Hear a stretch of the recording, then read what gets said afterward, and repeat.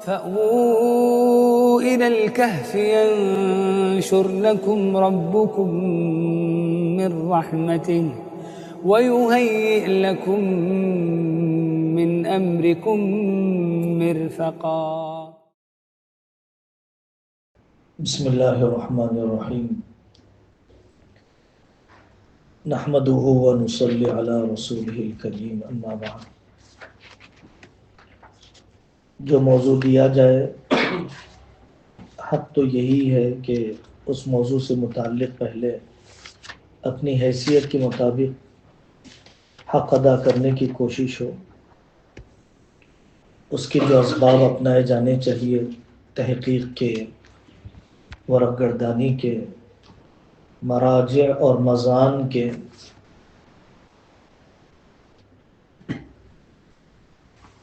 پہلے اس کا حق ادا کیا جائے. ادھر ادھر کی باتیں آدمی نہ کرے.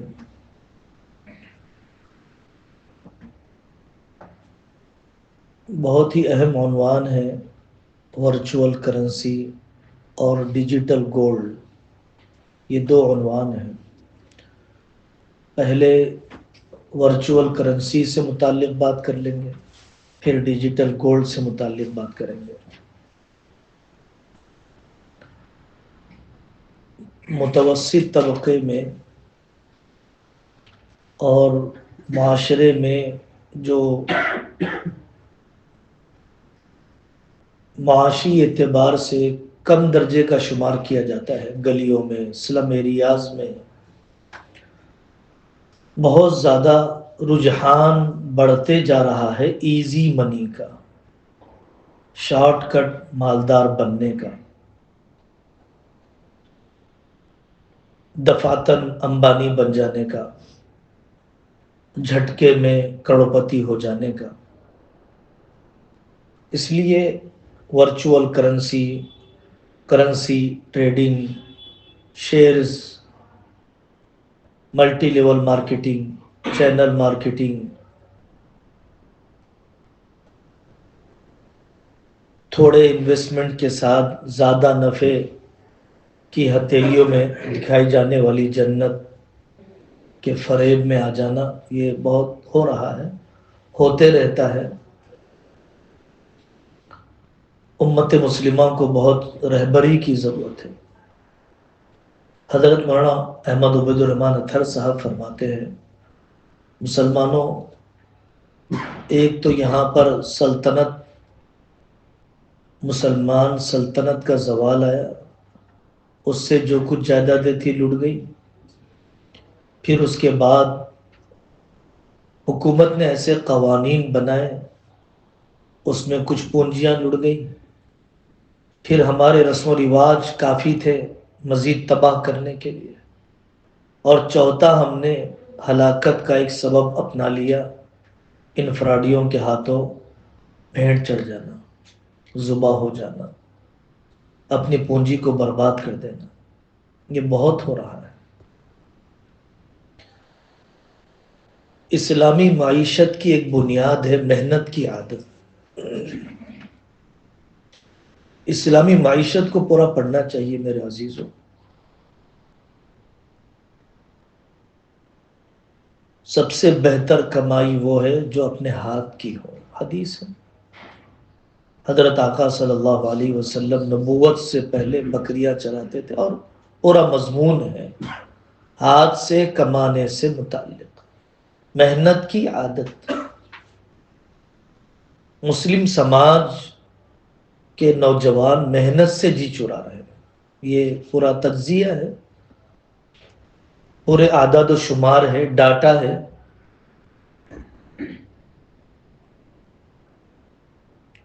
تو محنت کی عادت یہ پہلے ضروری ہے. ملازمت دینے کے لیے مواقع روزگار، جاب کے ویکنسیز بتلانے کے لیے ایگزیبیشن رکھے جاتے ہیں، کانفرنسیں منعقد کی جاتی ہے، لیکن کوئی آنے والا تو ہو، کوئی کام کرنے کے لیے تو تیار ہو. بڑی بربادی یہ ہے کہ روزی کی تقسیم کا وقت فجر کی نماز ہے، روزی کی تقسیم صبح کے وقت ہوتی ہے. اور امت مسلمہ کا بہت بڑا حصہ اسی وقت سوتا ہے۔ انتہائی تکلیف تو جب ہوتی ہے کہ جب صبح ہونے لگتی ہے تو یہ 4 بجے سونے کے لیے جاتے ہیں۔ معاشرے کا بہت سے دیندار سمجھے جانے والے طبقے کا بھی فون کا استعمال یا چبوترے بازیاں ایسے ہی رخ پر پڑ چکی ہے۔ جب صبح ہونے لگتی ہے تو تب یہ سونے کے لیے جاتے ہیں۔ تو آپ خود ہی روزی سے منہ موڑ رہے ہیں، آپ ہی نہیں چاہتے کہ روزی لیں۔ بٹ کوائن اور ورچوئل کرنسی بھی اسی طرح کی کرنسی ہے۔ اس کا جو بڑھاوا ہوا ہے پوری دنیا میں، اسی لالچ میں ہوا ہے، اسی فریب میں ہوا ہے۔ تو ہم پہلے اس کی تاریخ پر بات کر لیں گے۔ اس کی تاریخ پر بہت سو نے لکھا ہے۔ انگریزی میں ایک الماری، 2-4 الماریاں تیار ہو چکی ہوں گی۔ اردو زبان میں جامعۃ الرشید کراچی کے محمد اویس پراچا صاحب کی کتاب ہے پوری، ورچوئل کرنسیوں کی شرعی حیثیت، 300 سے زائد صفحات ہیں۔ بہت محنت کی ہے محمد نعمان اصغر صاحب نے، university of management and technology Pakistan کا، ان کا پی ایچ ڈی کا مقالہ ہے، اسلام میں ورچوئل کرنسی کی قانونی حیثیت۔ بہت اچھا لکھا ہے انہوں نے، دوسروں کے نقطہ نظر کو بھی بہت مفصل لکھا ہے، دیگر دارالفتاؤں سے بھی استفادہ کیا ہے۔ تیسرے ہمارے نوجوان عالم دین ہیں مولانا محمد سلمان مظاہری صاحب ہیں، 100 صفحات کے قریب ان کا کتابچہ ہے بٹ کوائن سے متعلق، خلاصہ ہے، نچوڑ ہے۔ ادارت المباحث الفقیہ جو جمعیت علماء ہند کے تحت کام کرتا ہے، فقہی اجتماعات منعقد کرتا ہے، اس نے بھی ورچوئل کرنسی پر گفتگو کی ہے۔ ڈنوریا ٹاؤن کے فتاوی بہت مفصل موجود ہیں۔ تقی عثمانی صاحب دامت برکاتہم کی رائے بھی یوٹیوب کے اوپر زبانی طور پر موجود ہے۔ ان مصادر کو دیکھا جانا چاہیے۔ اس موضوع کو سمجھنے کے لیے پہلے کرنسی کی تاریخ کو سمجھنا چاہیے، ذہن میں لانا چاہیے۔ کرنسی کی تاریخ، پہلے زمانے میں کوئی چیز خریدنا ہوتا تھا تو آدمی سامان دے کر سامان خریدتا تھا۔ میرے پاس گیہوں ہے، مجھے چاول چاہیے، میں گیہوں آپ کو بیچ دوں گا، آپ سے چاول خرید لوں گا۔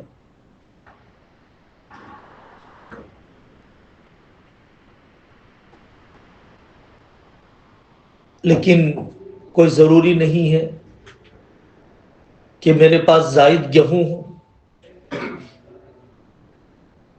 ابھی بھی افریقہ کے پسماندہ ملکوں میں بعض دکانوں میں دیکھا گیا، وہ موز لے کر بیٹھتے ہیں، 2-4 موز سڑے ہوئے قسم کے، 2-4 پیاز، 2-4 ٹماٹے۔ جہاں پر معیشت انتہائی درجے کی پست ہے تو وہاں پر سامان دے کر ہی آدمی خریدتا ہے۔ مرچ، مسالے، لگژری اور تعیش کا کوئی تصور نہیں ہوتا وہاں پہ۔ پھر اس کے بعد کرنسی کا سفر آگے بڑھا تو کثیر الاستعمال سامان کے بدلے میں خرید و فروخت شروع ہوئی۔ لوہا دے کر میں چاول خریدوں، چمڑا دے کر میں چاول خریدوں، نمک دے کر چاول گیہوں خریدوں، ضرورت کا سامان۔ تو یہ دوسرا مرحلہ رہا کہ جس میں کثیر الاستعمال چیزوں کو بطور ثمن کے استعمال کیا جانے لگا۔ تیسرا مرحلہ ہے سونے چاندی کے ذریعے سے خرید و فروخت۔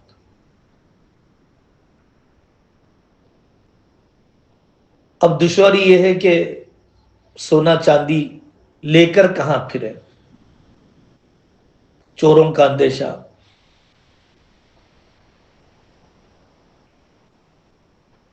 تو پانچواں مرحلہ آیا رسید کا دیا جانا.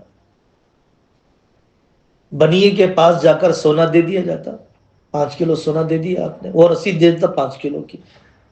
وہ رسید لے کر آپ جا کر دکان میں بتاتے, اس پر آپ کو سامان دیا جاتا.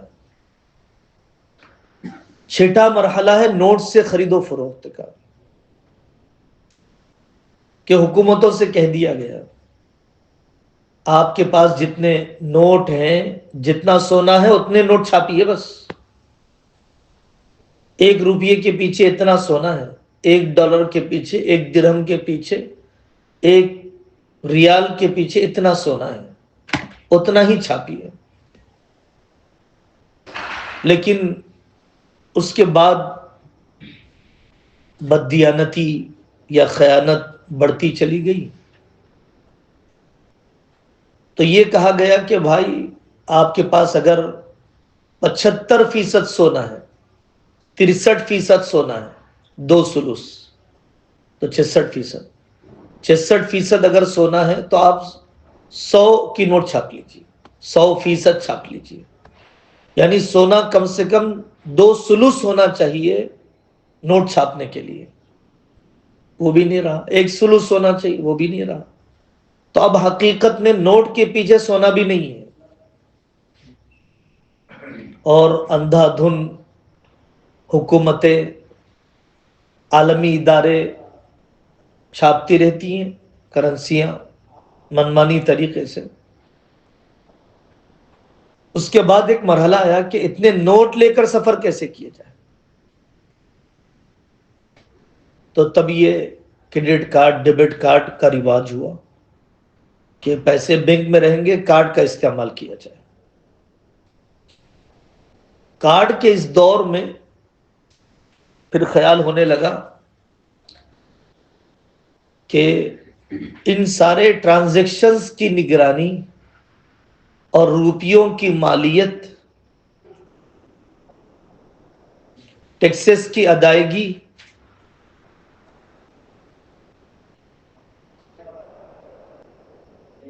مالیاتی نظام پر اجارہ داری, مونوپولی کو ختم کیا جانا چاہیے.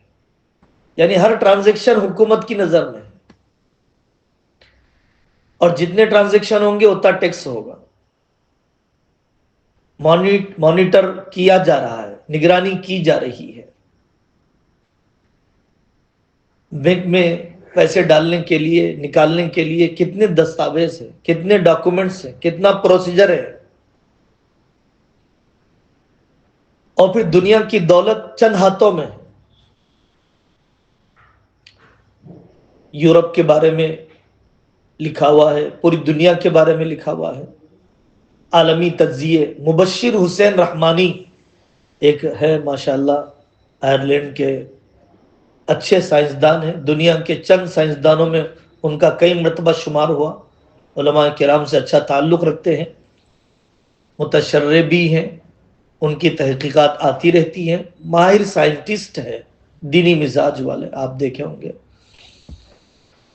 تو مبشر حسین رحمانی صاحب کا بھی اس موضوع پر کافی اچھا رسالہ ہے, تحقیق ہے, مضامین ہے بگینات وغیرہ میں. انہوں نے لکھا ہے کہ دنیا کی پوری دولت 400 آدمیوں کے پاس ہے. پوری دولت کا آدھا حصہ, دنیا کی پوری دولت کا آدھا حصہ تقریباً 400 آدمیوں کے پاس ہے. جی ڈی پی اور حکومتی خزانوں کو اور حکومتی روپیے کو ناپا تولا جاتا ہے نا, تو اس اعتبار سے کیا فی الوقت پوری دنیا میں سونا کتنا ہے, پوری دنیا میں چاندی کتنی ہے, پوری دنیا میں پلانٹیم کتنا ہے, تو اس اعتبار سے دنیا میں اعداد و شمار اور تجزیے کیے جاتے ہیں.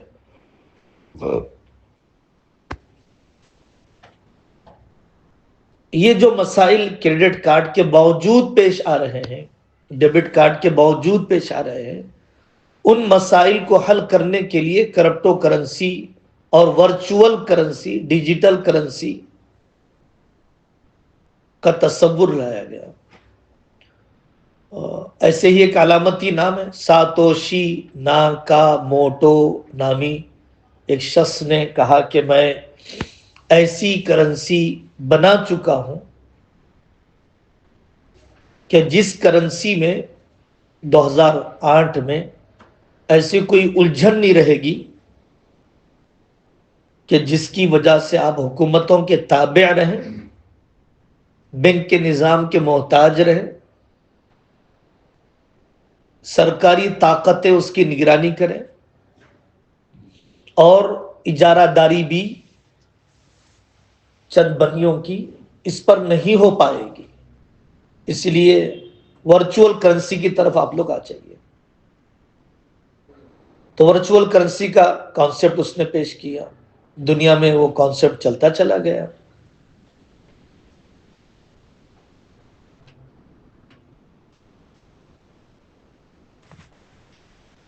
ورچوئل کرنسی کی حقیقت میں اتنی بات سمجھائی جا سکتی ہے، اصل تو ہمیں عملی طور پر دیکھنا چاہیے۔ چند فرضی ہندسے، چند اعداد و شمار ہیں فرضی، وہی کرنسی ہے۔ آپ بٹ کوائن لینا چاہتے ہیں، اس کا طریقہ یہ ہے کہ آپ آن لائن جب کوئی سامان خریدنے کے لیے جائیں گے یا بیچنے کے لیے جائیں گے تو آپ بول دیجئے کہ مجھے اس کے بدلے میں روپیہ، ڈالر، ریال، درہم نہیں چاہیے، مجھے بٹ کوائن چاہیے، تو آپ کو بٹ کوائن دے دے گا۔ بٹ کوائن دے دے گا مطلب یہ ہے کہ خاص ہند سے آپ کی ملکیت میں منتقل کر دیے جائیں گے۔ ایک طریقہ تو بٹ کوائن کے حاصل کرنے کا یہ ہے۔ دوسرا طریقہ یہ ہے کہ مائننگ کی جاتی ہے، افزائش کی جاتی ہے اس کی، کمپیوٹروں کو لے کر بہت خاص قسم کا میتھمیٹک اور حسابی ریاضی ایک گہرا طویل پروسیجر ہوتا ہے، وہ کرنے کے بعد چند بٹ کوائن آپ کو ملتے ہیں۔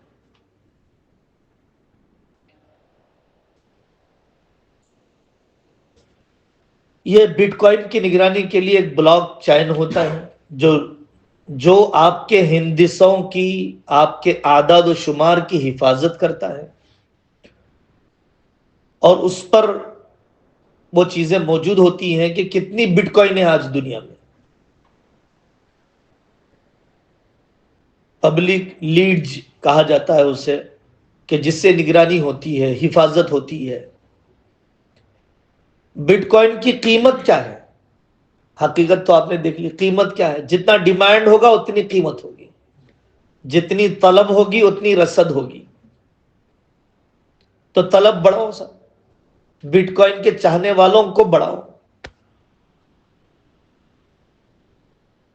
تو سب سے پہلا جب بٹ کوائن وغیرہ نکلا تو وہ $1 $2 کے برابر بھی نہیں تھا، اور اب سارے روپیوں سے بڑا اس کا ویلیو اور مالیت بنا دی گئی۔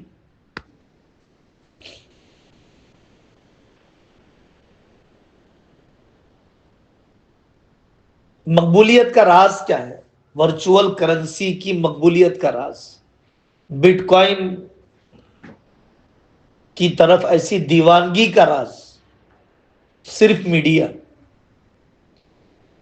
چونکہ انسانیت کا خاصا طبقہ ترقی یافتہ ملکوں میں، ترقی پذیر ملکوں میں، اور کچھ افریقہ کے جنگلوں میں بھی، پسماندہ ممالک میں بھی میڈیا پر موجود ہے، سوشل میڈیا پر، تو اس پر اس طرح کے ویڈیوز، ایسے اشتہارات پیش کیے جاتے ہیں، بنائے جاتے ہیں کہ جس کی وجہ سے لوگوں کی توجہ ہو جاتی ہے۔ اشتہار ایک پوری دنیا کا بہت بڑا فن ہے، بہت بڑا سرمایہ اس کے اوپر لگتا ہے۔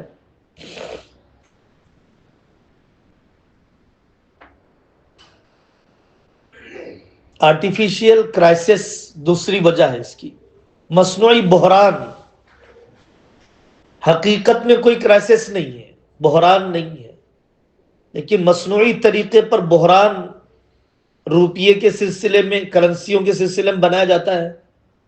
تو لوگ کہتے ہیں ورچوئل کرنسی اچھی ہے، اس کی مثال 2000 کی نوٹ ہے آپ کے لیے، آپ لوگوں نے اپنی عمر میں دیکھا 2000 کی نوٹ اچانک پابندی لگا دی گئی، اس کے نتیجے میں جو پریشانیاں ہوئی آپ جانتے ہیں۔ تو ورچوئل کرنسی کا رجحان اس لیے بھی بڑھا کہ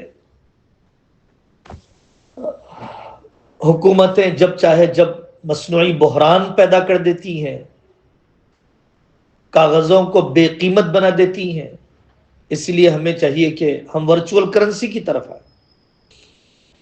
تو میڈیا اور مصنوعی بحران یہ دو وجہ ہے ورچوئل کرنسی کی طرف لوگوں کے متوجہ ہونے کی۔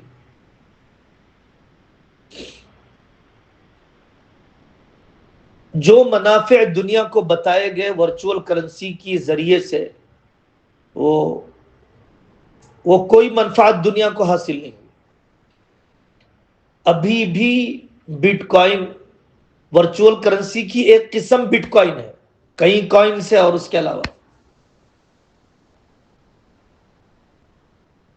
اجمالی اور علامتی جو نام ہے ورچوئل کرنسی، اقسام و انواع میں سے ایک مشہور نوع ہے بٹ کوائن۔ تو ایک مقصد بھی حاصل نہیں ہوا۔ یہ کہا گیا کہ اجارہ داری ختم کرنا ہے، ابھی بھی بٹ کوائن بڑی مقدار میں چند مالداروں کے ہاتھ میں ہی ہے۔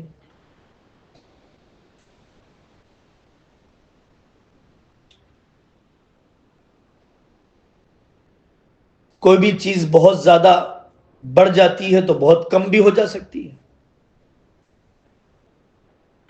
ہاک کر دیا جاتا ہے۔ تو جو اندیشہ آپ کو حکومتوں سے تھا مصنوعی بحران پیدا کرنے کا، اس سے بڑا اندیشہ یہ ہاک کرنے کا اور چوری کر لینے کا، بند کر دینے کا۔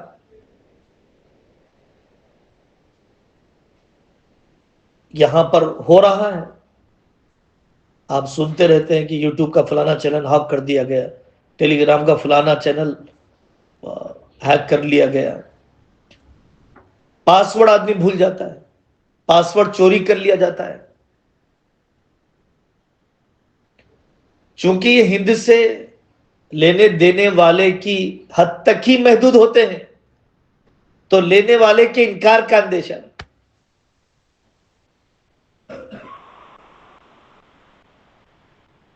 سب سے زیادہ جو غور کرنے کی بات ہے اس کی اپنی ذاتی کوئی قدر اور ویلیو نہیں ہے، پورا اسرار ہے، بے حقیقت ہے۔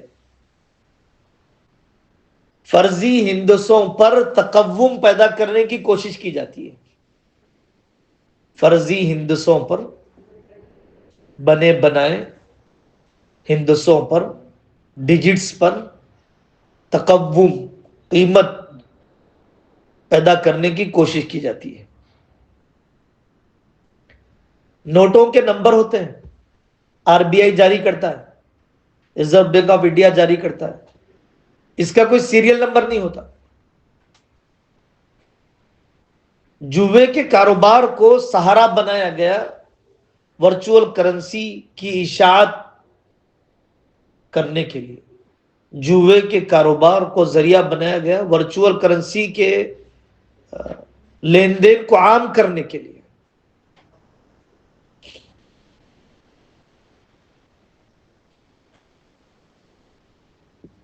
یہ ورچوئل کرنسی کی حقیقت ہو گئی۔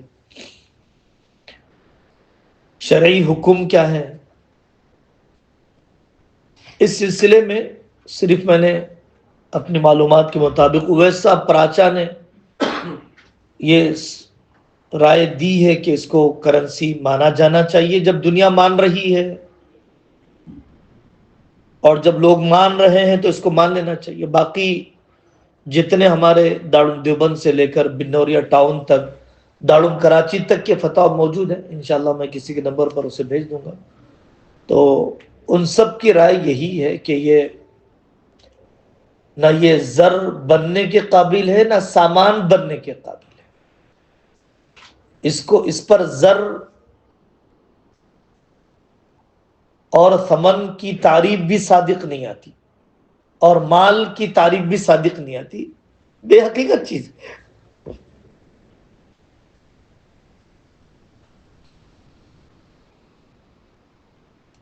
اس لیے خرید و فروخت ناجائز ہے، بے باطل ہے.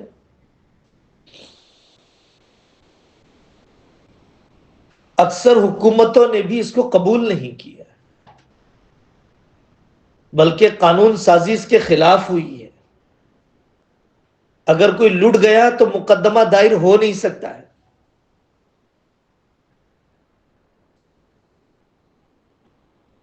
بعض علماء کرام نے فرق کرنے کی کوشش کی ہے کہ اگر حکومت قبول کر لیتی ہے تو اس کو ایک درجے میں سمن مانا جانا چاہیے، لیکن جو ہمارے مرکزی ادارے ہیں انہوں نے لکھا ہے کہ اگر حکومت مان بھی لیتی ہے تب بھی اس کو سمن قرار نہیں دیا جا سکتا ہے.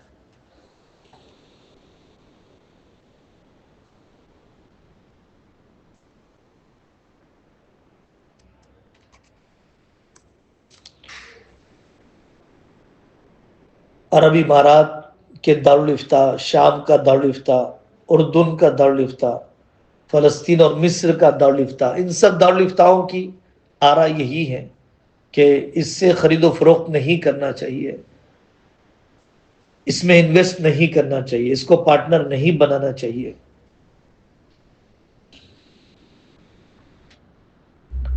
عاقبت اندیشی کے ساتھ کام ہو، نتیجہ بہت بھیانک ہو سکتا ہے، اور ایسے واقعات ہو چکے ہیں. اصل جو ملٹی لیول مارکیٹنگ والا ہوتا ہے وہ پرانے حادثے نہیں سنائے گا، لون دینے والا بینک خودکشی کرنے والوں کی تصویریں نہیں بتائے گا. اسی طریقے سے یہ لوگ بھی لوٹنے کے واقعات آپ کو نہیں سنائیں گے. دوسرا عنوان ہے ڈیجیٹل گولڈ. کیا ہے یہ ڈیجیٹل گولڈ؟ اس کی حقیقت کیا ہے؟ ڈیجیٹل گولڈ کی حقیقت یہ ہے کہ آپ آن لائن سیف گولڈ یا اس طرح کے ایپ ہوتے ہیں، اس میں آپ پیسہ دے دیں، 10 روپیے، 20 روپیے، 30 روپیے، تو وہ یہ دعویٰ کرتے ہیں کہ ہم نے آپ کے 10 روپیے کا سونا خرید کے رکھ لیا. اب آپ چاہے آئندہ بیچ لیں، چاہے آپ کسی کو ادھار دے دیں، چاہے آپ قیمتوں کے بڑھنے کے بعد آپ اس کا استعمال کریں، یا آپ فزیکل اور حصی طور پر وہ سونا منگوانا چاہتے ہیں تو منگوا سکتے ہیں. آپ کو کوریئر کے یا جو بھی اخراجات ہیں وہ اخراجات کے ساتھ آپ کو وہ چیز واپس کر دی جائے گی.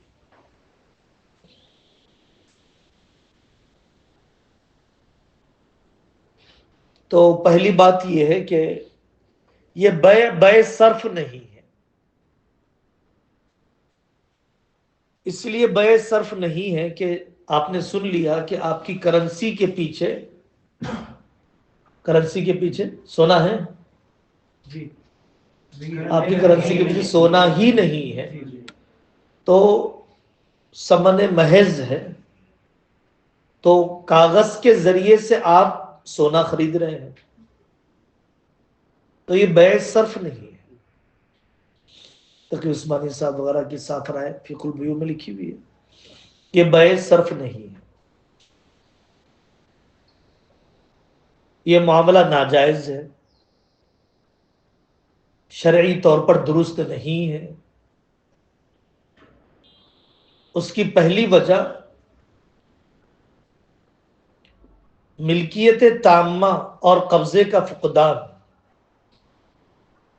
ملکیت تامہ اور قبضے کا فقدان.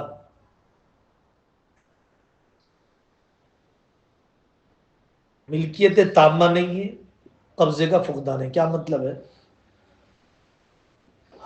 فزیکل ڈیلیوری اگر آپ کرنا چاہتے ہیں، سونا اگر منگوانا چاہتے ہیں، تو اس میں ایسا نہیں ہے کہ آپ 10 روپے کا سونا منگوا سکتے ہیں، 20 روپے کا سونا منگوا سکتے ہیں. تو قبضے کی قبضہ حصی یا قبضہ حکمی کچھ بھی نہیں ہے. اور جب وہ آپ کے گھر پر بھیجتے ہیں ڈیلیوری کے وقت بنانے کے چارجز لیتے ہیں. تو اس کا مطلب آپ کا سونا الگ سے کوئی محفوظ نہیں ہے بلکہ مشترکہ ذخیرے میں ہے. ایک سونے کی اینٹ کہیں پر ہے، خزانہ کہیں پر ہے، اس میں کچھ میرے 10 روپے کا سونا ہے. انتہائی قلیل مقدار میں خریداری کر سکتے ہیں، 10 روپے میں سونے کی خریداری کر سکتے ہیں. اس سے بھی اندازہ ہوتا ہے کہ وہاں پر کوئی یا تو قبضہ نہیں یا تو ملکیت نہیں ہے، تسلی دے رہے بس.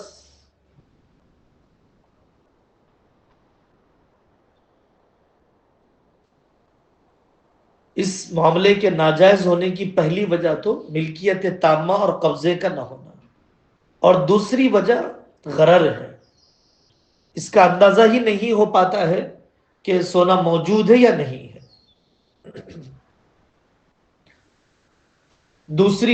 تیسری وجہ ہے ایک ہی ادارے کا بائع اور وکیل ہونا. آپ کے یہاں قدری وغیرہ میں بھی یہ مسئلہ آتا ہے کہ ایک ہی آدمی وکیل اور موکل نہیں ہو سکتا، ایک ہی آدمی بائع اور مشتری نہیں ہو سکتا. کتنی وجوہات ہو گئی؟ چوتھی وجہ ہے ادھار دے کر ماہانہ بنیادوں پر اضافی سود وصول کرنا.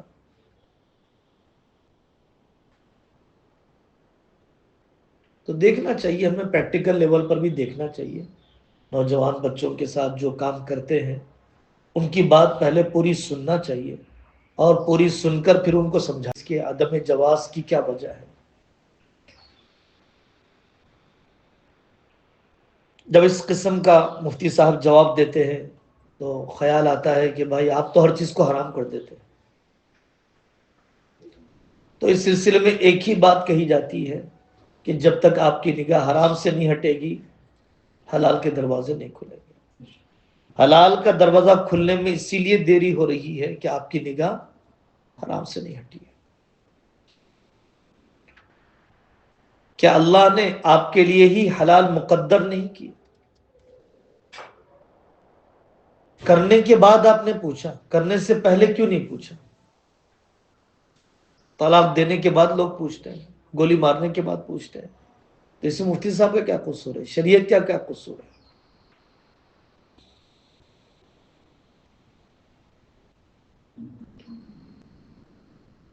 اس قسم کے فتاوی قابل ہضم ہو جائے اور سامنے والا مان لے تو اس کو سنانا چاہیے کہ حلال کی تلاش پر اللہ کی کیا مدد آتی ہے، تقوی کے کیا فضائل ہیں. امت کے اندر ایسے لوگ موجود ہیں ماشاءاللہ، جب ان کو ترغیب دلائی گئی تو انہوں نے اپنی پوری پونجیاں بیچ کر بھی اپنی کمائی کو حرام سے پاک کیا. مستفتی کے ایمانی کمزوری کی وجہ سے مفتی کو اپنا فتویٰ نہیں بدلنا چاہیے، یا اپنی رائے کو غیر علمی طریقے سے متاثر ہونے نہیں دینا چاہیے. ترغیبی بات کی جائے تاکہ وہ فتویٰ قابل ہضم ہو، قابل قبول ہو، ایمان کی چنگاری تھوڑی سی بھڑکائی جائے، مشتعل کی جائے تاکہ اس کے لیے عمل پر کھڑے ہونا آسان ہو، اللہ کے وعدے سنائے جائیں.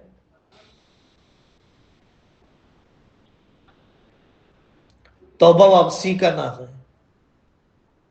تو ایک آدمی ایک روٹ پر، غلط رخ پر بہت دور تک آگے چلے گا، اب جب وہ واپس ہوگا یو ٹرن لے گا تو ظاہر ہے کہ طبیعت پر بوجھ ہوگا، لیکن جتنا جلدی یو ٹرن لے گا اتنا جلدی حقیقی منزل کی طرف واپس آ جائے گا، اور جتنا دیری کرے گا یو ٹرن لینے میں اتنا زیادہ منزل تک پہنچنے میں دیری ہوگی. اور کہیں ایسا نہ ہو کہ موت آ جائے، کہیں ایسا نہ ہو کہ اللہ کے پاس پیشی کا وقت آ جائے. حلال وہی ہے جس کو شریعت نے حلال کیا، حرام وہ ہے جس کو شریعت نے حرام کیا. محنت کا ہونا کافی نہیں ہے، ہر محنت حلال نہیں.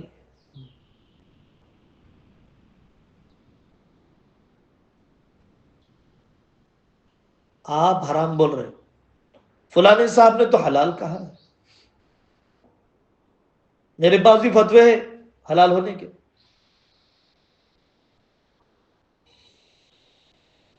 تو اس موقع پر سمجھایا جاتا ہے کہ آپ کو جس کے فتوے اور تقوی پر اعتماد و عمل کر دیجیے، یوٹیوب پر دیکھ کے عمل مت کیجیے.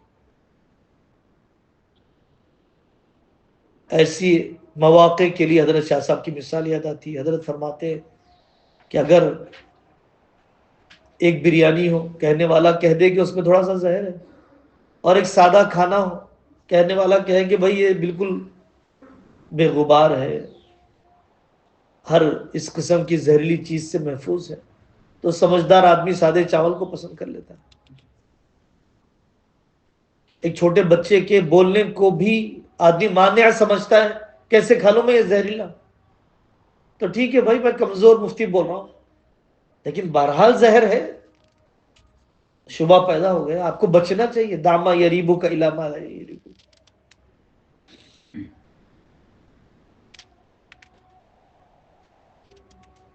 ہمدردی ہونی چاہیے، حکمت ہونی چاہیے، سامنے والے کے ساتھ ہمدردی ہونی چاہیے، توبہ کرنے پر ہمت افزائی ہونی چاہیے.